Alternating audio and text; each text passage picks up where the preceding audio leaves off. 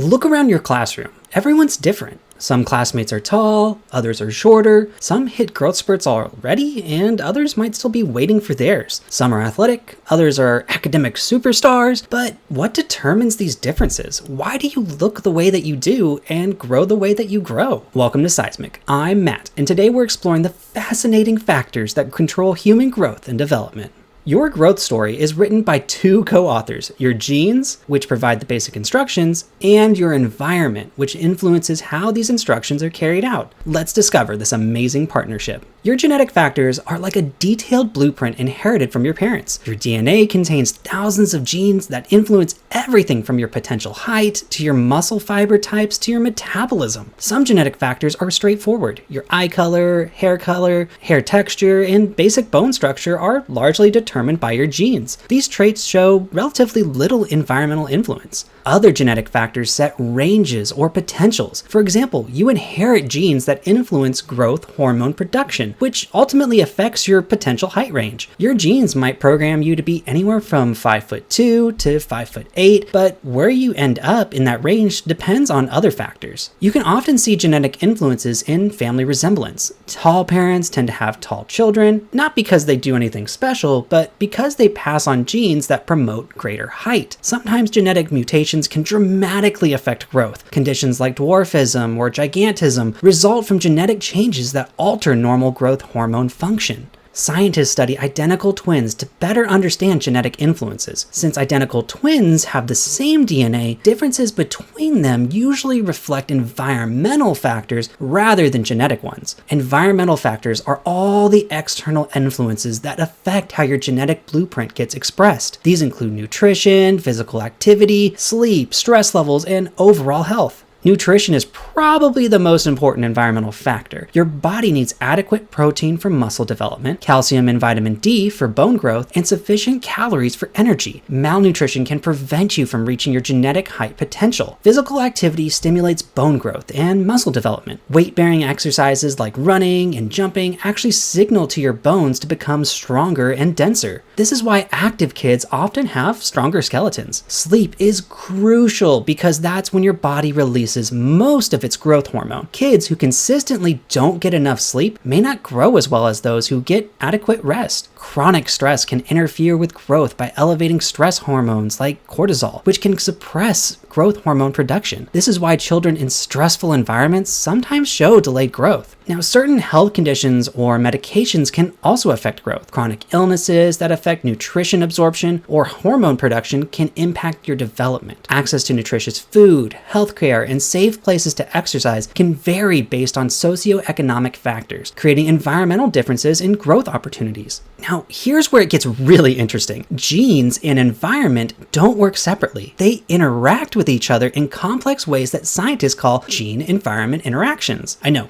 scientists are so fancy when it comes to naming things. Even identical twins can develop differently if they experience different environments. One twin might be taller, stronger, or have different health outcomes based on environmental differences. Environmental factors can actually change how genes are expressed through a process called epigenetics. Your environment can essentially turn certain genes on or off without changing the DNA sequence itself. For example, you might have genes for being tall, but if you don't get adequate nutrition during key growth periods, you won't reach your genetic potential. Conversely, excellent nutrition can't make you taller than your genes will allow. Physical training can affect genes involved in muscle development and cardiovascular fitness. The same person might develop very differently depending on whether they lead an active or sedentary lifestyle. Some gene-environment interactions are especially important during critical periods of development. For instance, adequate nutrition during the first few years of life is crucial for brain development. The interaction between genes and environment also explains human resilience, our ability to adapt and develop successfully even in challenging circumstances. Growth factors have different impacts at different life stages. Understanding these patterns helps explain why certain factors matter more at certain times. During infancy, growth is incredibly rapid, and nutrition is critical. Babies who don't get adequate nutrition during this period may experience long-lasting effects on their development. Childhood growth is steadier, and this is when physical activity, your sleep habits, and overall health practices become especially important for building strong bones and muscles. The adolescent growth spurt is driven by hormonal hormonal changes, particularly increases in growth hormone and sex hormones. This is when genetic height potential is largely realized, assuming adequate environmental support, of course. The timing of growth spurts varies dramatically between individual to individual. Some kids grow early, others might grow later, but both patterns can be completely normal and healthy. In adulthood, growth factors shift to maintaining health rather than increasing size. Physical activity, nutrition, and stress management become incredibly important for preventing age-related decline. Boys and girls often show different growth patterns, with girls typically starting their growth spurts earlier, but boys ultimately reaching greater average heights due to genetic differences. Understanding normal growth factors helps us recognize when development goes off track and why intervention might be needed. Severe malnutrition can cause stunting when children don't reach their genetic height potential. This affects millions of children worldwide and shows why adequate nutrition is a basic human right.